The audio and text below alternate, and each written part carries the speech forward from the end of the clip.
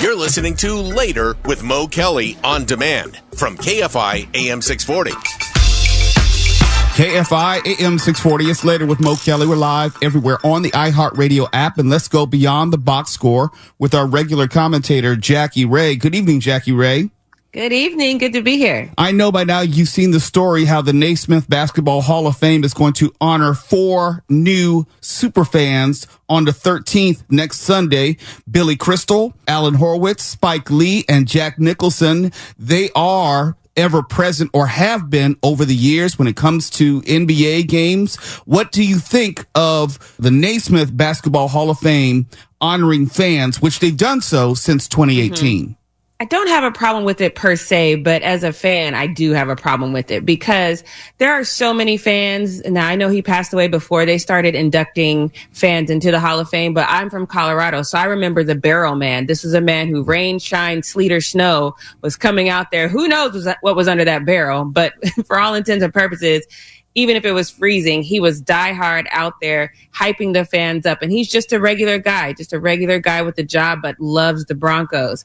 There's several fans that we have like that. There's Clipper Darrell here in Los Angeles. There's fans that even though they're just regular people, they have really kind of built their lives around the game, and they're bringing their kids to the game and really kind of instilling that. They'll have season tickets by 4th, 5th generations because of how much they've instilled this love into their families. And I would just really love to see a regular guy or a regular woman get inducted into the Hall of Fame. I don't disagree with you, but the argument counter to that is, well, you can say that the rise of the Showtime Lakers is inextricably linked to someone like Jack Nicholson. Penny Marshall's already in the superfan portion of the Hall of Fame. And there's also this. We know what we talk about Clipper Darrell did Billy Crystal with the Clippers. And I know it's not fair, but we know that there will be posthumous inductees. There will be more people in the future. And with all Hall of Fame selections, there is always someone who's left out or will be inducted at a later date. And I think people lose sight of the fact of one major thing. It's the Naismith Basketball Hall of Fame. It's not the Pro Basketball Hall of Fame. So it's not just for pro contributions. It's not just for players. It's for owners. It's for referees. It's for executives like Jerry West, who's, I think, been inducted 3 times, you know, for 3 different capacities. Do you think on any level, and I said all that to ask the question, do you think it may cheapen the overall profile of the Hall of Fame now that fans are getting in? I don't think so, because fans are what makes the game the game. You know, like it or not, whether they're behaving badly or they're just diehard come game after game, win, lose, or draw, basically. The fans are what makes the game great. The fans are who get out there and hype up their favorite player.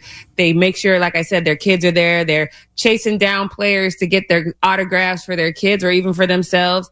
The fans are what makes the game the game. I think the only thing that dumbs it down a little bit is, again, just because you can't afford to sit courtside week after week, and now the players not only see you as a fan at that point, they see you as a celebrity that they want to shake hands with. Just because you don't have that station in life doesn't take away from your fanhood. So that's the only problem that I have with it. I'm conflicted because I could look at someone like Spike Lee, who is being inducted in this class, if you will, of superfans.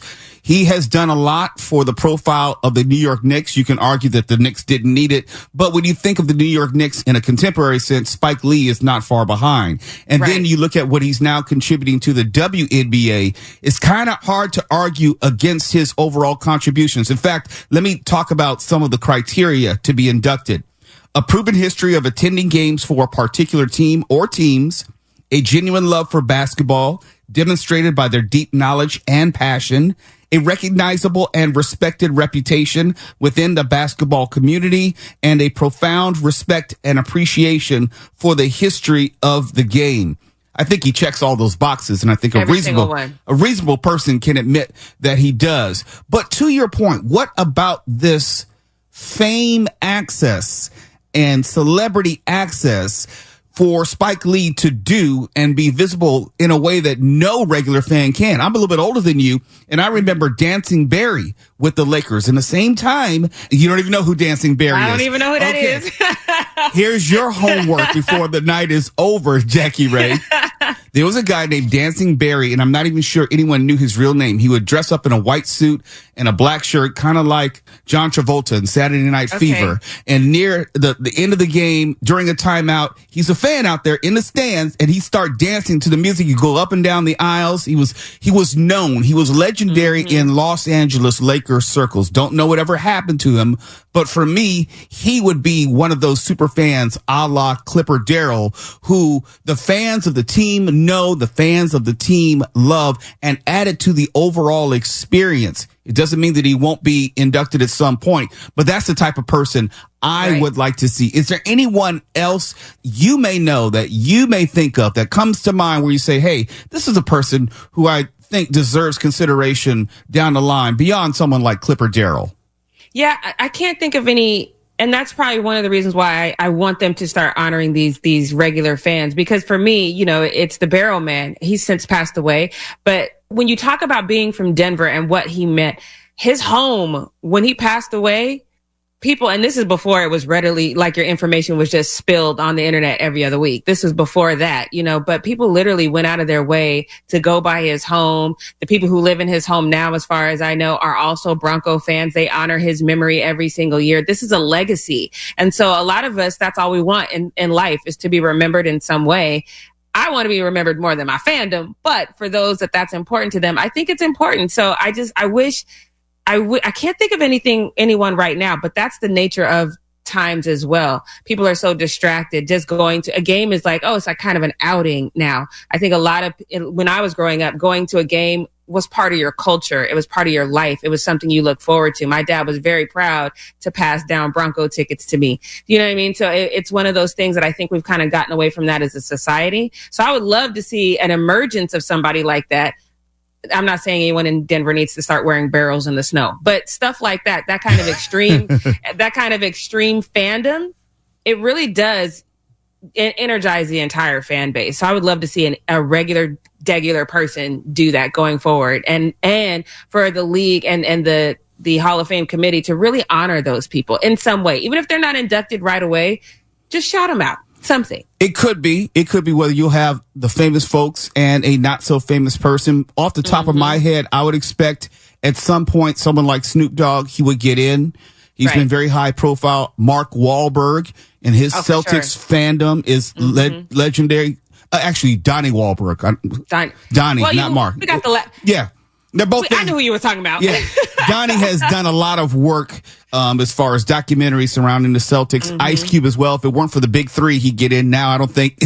Right. Right. But that's what I'm saying. Can you think of a regular person? I don't know. It's very hard for a regular person to ascend to those heights, with the exception of a Clipper Darrell, who's been embraced by the fandom. And if you're old like me, with the exception of a Dancing Barry, I like it, but I understand the opposition arguments to it, some that you've posed, some that I've heard from other people, but you can't argue with the resumes of a Billy Crystal or a Penny Marshall who's already in, or a Spike Lee who's going in now. You really can't, because they are synonymous with the NBA and basketball of the past 20, 30 years.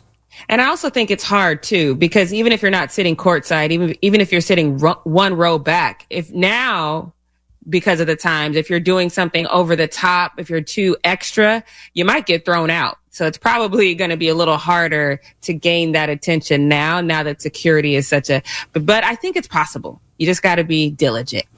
Speaking of fans doing a little too much, being thrown out, security being called.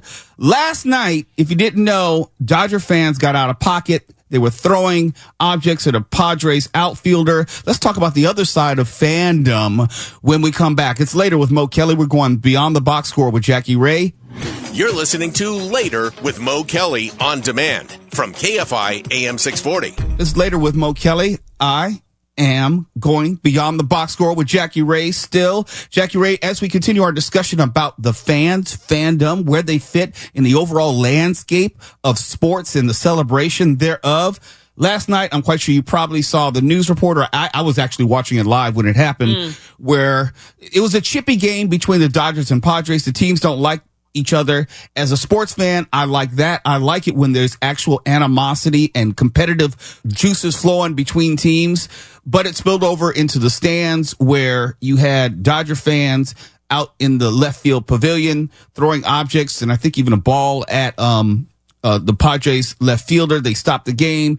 The umpires had to come out and kind of sort it out. I don't know if anyone was eventually kicked out, but this is that other side of fandom that we always have to address, from the malice at the Palace when you had the Detroit Pistons and the Indiana Pacers brawl to all sorts of incidents over the years. I don't know about you, but there's certain places I'm just not going to go, not because of the city, but because of the fans. Do you have those same apprehensions? Oh, absolutely. Again, I was born and raised in Denver, Colorado.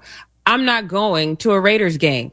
Just because they relocated to Las Vegas means nothing to me. They are still that organization that you know is crazy, and you can't convince any of them that they don't have ownership in that team.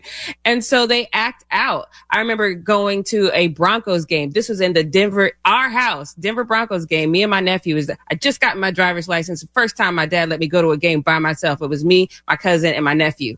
We are sitting in the South Stands. Those of you who are familiar with Colorado, this is before the new stadium.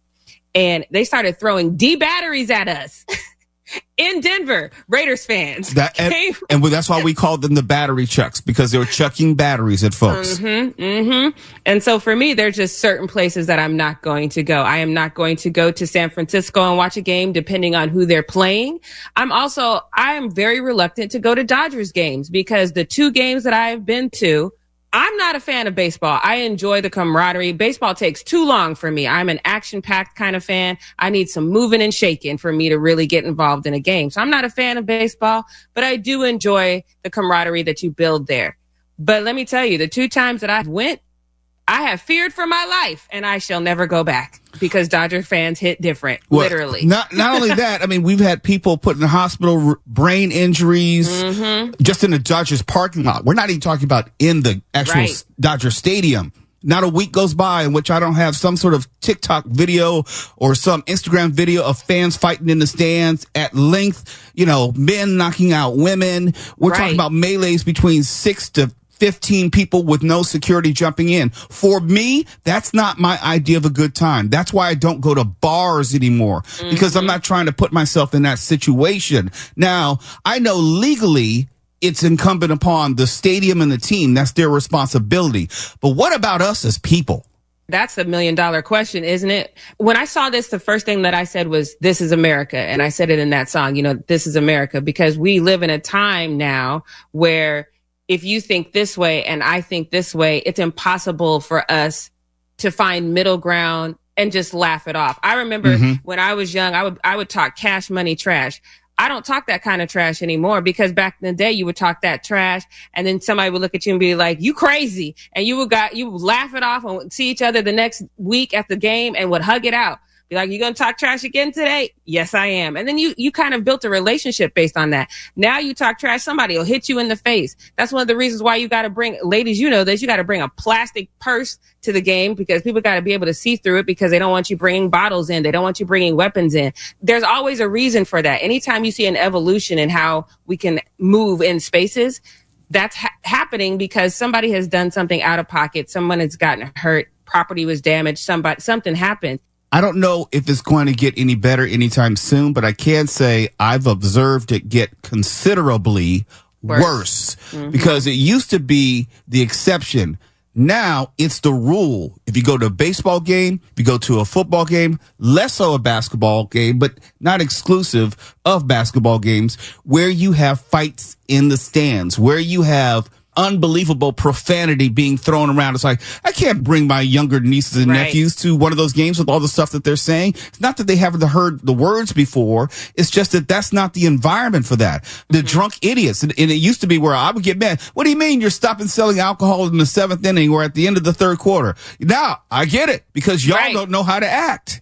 I used to be the same way. I used to say, "Who's getting drunk off a beer?" Now you know. Now you know. We go from one extreme to the other extreme. What is coming up on the Jackie Ray Show? I am excited about this week's episode of the Jackie Ray Show. If you followed me for a while, I wrote an article about Anthony Holmes. He's fighting discrimination here in the city of Long Beach, where I live. We have been fighting that for a while. So he's actually doing a podcast where I kind of, with the articles, you have to hold the reins in a little bit more and kind of let him vent and get out his emotions a little bit more. But also next week, I'm excited too, because next week, Jason Ruiz, he's the political reporter that I work with for the Long Beach Watchdog. He is going to come and start breaking down some of the things that we're going to be voting on, because I don't know if you got your mail-in sample ballot. I did. That thing is long. It is long. It's like, I'm not prepared. So Jason is going to come in and start helping me get my listeners prepared for that. So you definitely want to tap in next week as well. All right. You're listening to Later with Mo Kelly on demand from KFI AM 640. Green Day is in a bit of hot water, at least with the city of Las Vegas. While performing at San Francisco's Oracle Park late in September, and this is actually a baseball story carryover from Beyond the Box Score, Billy Joe Armstrong, the lead singer, made some remarks in reference to the city of Las Vegas that weren't too cool. And if you don't know, the Oakland A's have moved to Las Vegas. And that's not only the first team, but the second team, which has moved from Oakland to Vegas in recent years. If you know professional football, you know the Oakland Raiders moved to Las Vegas in recent years. So Las Vegas has taken not one, but two teams from the Oakland area. Now, this is what Billy Joe Armstrong had to say while performing in San Francisco. And I can't say the expletives, but you can figure it out. We don't take ish from people like effing John Fisher. That's the A's owner, John Fisher, who moved the team. I hate Las Vegas. It's the worst S-hole in America. And because of that, Las Vegas rock station, KOMP 92.3, went on Instagram and posted a statement saying, quote, KOMP 92.3 has pulled any and all Green Day from our playlist. It's not us, Billy. It's you. And it also posted a picture of the band canceled out with the hashtag Vegas Forever. Another Vegas station, X107.5, put on its website, while Sin City heard, as in quotation marks, making reference to the Green Day song, Armstrong loud and clear. X107.5 is not having it. So they've removed all Green Day from their playlists. And I was just taking a little bit of sample of social media. I like to see how people respond to it, interpret it, think of it. And there was this refrain of, they can't do that. That's, you can't censor music, free speech, yada, yada, yada, blah, blah, blah. And I was thinking like, oh, I know Tuala probably wants a piece of this. Because Tuala was the former music director and assistant program director for 92.3 The Beat here, KKBT in Los Angeles. Man. If people only knew, Tuala, how many groups, artists were unofficially banned, silently banned. It wasn't what, like you announced it to the public. Banned for, let's say, doing an interview with a rival station and before they did an interview with you. My thing was always, you are going to respect our station. If you're coming into LA and you are a hip hop or R&B act, we were the only urban station on the West Coast, primarily playing hip hop and R&B. You mean like Diddy and Destiny's Child? Death Row. If anything came out between the years of what I'm going to say 96 and 2006, I had a hand in helping to make that record happen here in the Southland, whether putting them on concerts, blowing their records up, whatever the case may be. Our station was a very powerful station, and I sat in a very powerful seat. Because many people, and this happened recently, it's so funny, someone responded to an email that I sent out about booking them for the show, and they responded, Mrs. Sharp. Thank you, Mrs. Sharp. And I'm thinking, okay, again, this is someone who's looked at my first name and thought I was a woman. Several times, different acts would come through to the station, and they would try to treat me like my name was Stanley. And I'm thinking to myself, like, looking for a woman. Where's Twilight? This, that, and the other. And they would be talking crazy and then talking to me like I'm just like, hey, scrub, go get me, some coffee or whatever. And I'm like, okie dokie. And the record reps, they would just hang their head like, hey, chill. He's not the one for that. And all of a sudden, their record disappears from rotation. What does that mean? That means that I have found a way to not play their record as much as I need to. Then again, there have been artists who, to your point, have gone and taken a promotion idea that we came up with at my station, and they went across the street to the competitor. Wait, let me ask you, is it true? I'm going to put you on the spot. Mm-hmm. Isn't it true that Mariah Carey got banned at your station for a while because she did an interview with KPWR, Power 106? Absolutely. Positively. The Mariah Carey. Look, how much time we got? Let me tell you real quick. Take your time. We had Mariah Carey Day at our station. Okay. We had it set up. We had, one of the biggest artists in the world. We had breakfast laid out. We had a studio audience. And it was when Ed Lover and Dr. Dre first came to LA. Steve Harvey wasn't at the station anymore. And actually, no, this is before Steve Harvey. This is after the house party. So we had Ed Lover and Dr. Dre from Yo MTV Raps fame on our station as the morning show. So this was a big kind of welcome to LA thing for them. It was a huge, we started promoting this all over. And I can't remember what album she was dropping, but she was about to drop her album. It was going to debut records on our station. Okay. At the same time, the program director of rival station KPWR had produced a few records for Mariah Carey and was really cool with her. He decided to give her a call, hearing our promotion, called her and said, hey, it would be really cool if you come over. And this was at the time when Big Boy was on that station. Before you mean the Big Boy that's on Real 92.3? Yes, Big Boys at that station had Mariah go over to that station to hang out with him in the morning. And I'm getting a call from my general manager, Tawala. Turn on KPWR right now. They are literally, they're sticking it to us. And I turn on and I hear her over there and I'm looking at the time. She's already past the time when she's supposed to be on with us. And I'm like, no, because I'm talking to our good friend, rest in peace, Shelly Sabran, who's like, Twala, I'm so sorry. We are on our way over there. We'll be there in a minute. And my general manager's like, no, Tawala, hell no. She's not coming. She has disrespected us. Handle that. Now, she tells me handle that. I'm a different kind of handle that. I call Shelly and I say, Shelly, you tell her. These are all true stories. That she is banned from this station. Do not come over. The Mariah Carey. Do not step in the station. Over. By the time they ignored her because I guess Mariah's team was like, no, we got to go over there. Mariah Carey's team gets to the station and Ed Lover and Dr. They're off the air at that time. And Lala Anthony was our midday person. Who was on MTV. Later on. She was she was our midday jock and she came over. She was like, hey, look, we'll come on with Lala and this and that. The audience had left. We had packed up the food and put it away, took it off all the little rainbow signs and all that. It might have been the rainbow album. That's what it was. Yeah. So took all that stuff down and put it in the trash and had it in the hallway outside the studio. So they could see it. Came in there and I'm like, no, there's no way on earth that she is going on the air. She is standing there in the hallway with her managers and all of Mariah Carey. And I'm like, I told you not to come. Get out of our station. You are not welcome here. You are banned. She cries and runs into our program director's office and with her security, they barricade themselves in the office. Wait. I know this is a different story, but very quickly, didn't P. Diddy call you one time to apologize about something?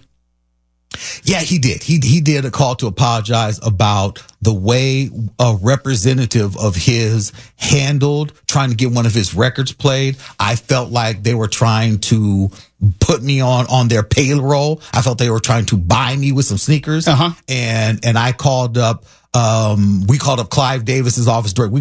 How did we forget to tell that story on the air? I forgot about and we got so many stories. And he called to apologize. He was, hey, that's not the way I get down. I'm so sorry. Clive Davis. If you don't like the record, you don't like the record, whatever. So that was Diddy.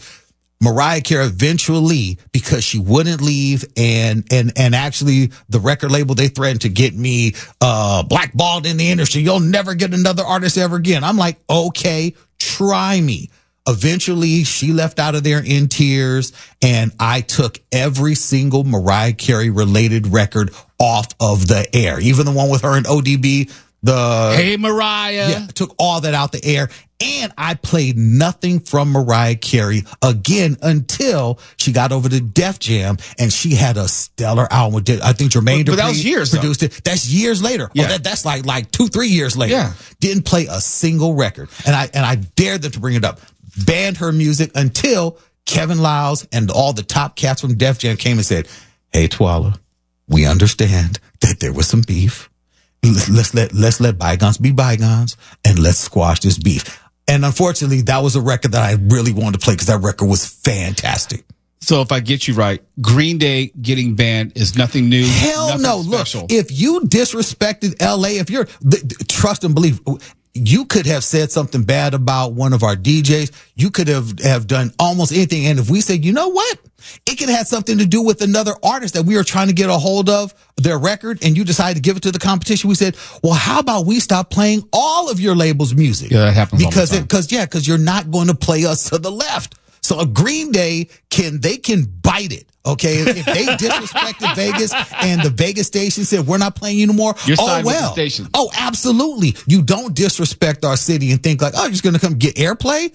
How do I look? My listeners are already looking at me like, yo, this is the station that called where we live an S-hole, and you're playing them? That could have a bad reflection on me. Let me just say this, and I'm going to be as politically correct as possible because I don't want to, piss off too many people. There are guests that have wanted to come on our show, and we said no because they went on someone else's show. Absolutely. Absolutely. Different stations, but, Yeah, we do not take sloppy seconds. Nope. We don't. Not taking your hand-me-downs. Nope. Not taking your, hey, by the way. And is that a ban? I don't know. But they won't ever get on this show. You're listening to Later with Mo Kelly on demand from KFI AM 640.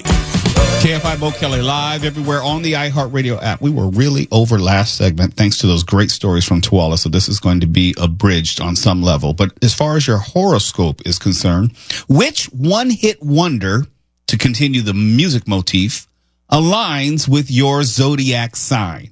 Which one-hit wonder aligns with your zodiac sign? And I don't even know half of these groups, but I know this one. Aries, your one-hit wonder is Quiet Riot. Come on, feel the noise. Aries folk are about as subtle as a piñata full of ball gags. Wow. And this... That's pretty good. And this song spells out a crass word for semen in the title, just in case you were unsure. It's an in-your-face... Oh, damn. Damn! Fist-pumping banger that begs for more and then delivers in every way possible. Subtle.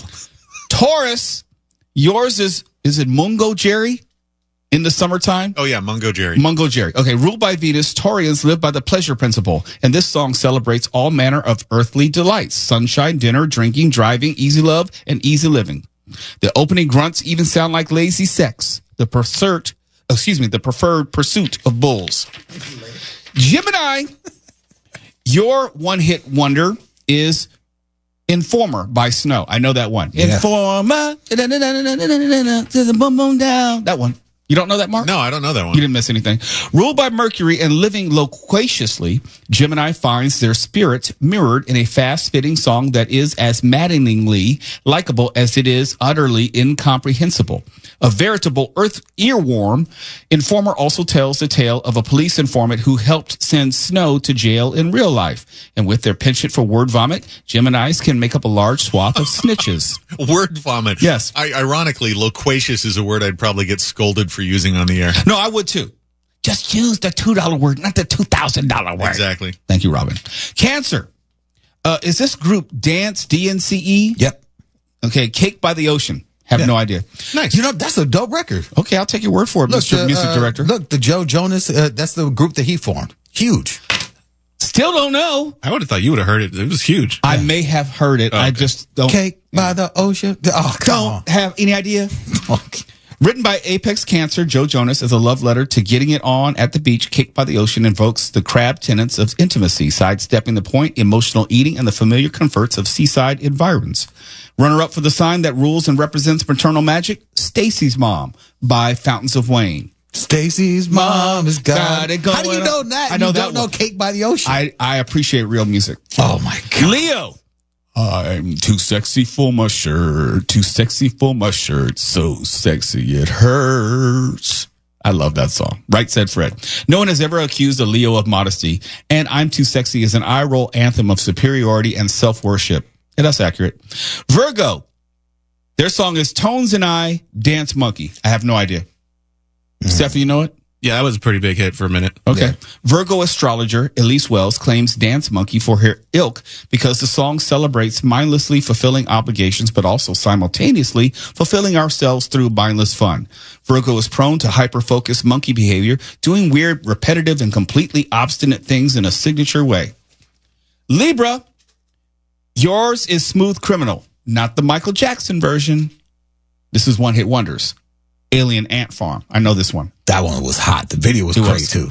Libra is a sign that has mastered the fine art of the gentle swindle. They're so good at being charming charlatans that you almost want to thank them for robbing you. A list of items Libras have stolen in no particular order: ideas, boyfriends, heirlooms, things of that nature, whole fool, gift cards, and so forth. In honor of this, there is a one-hit wonder that is a theft in itself, and the OG version belongs to none other than Michael Jackson, like I said.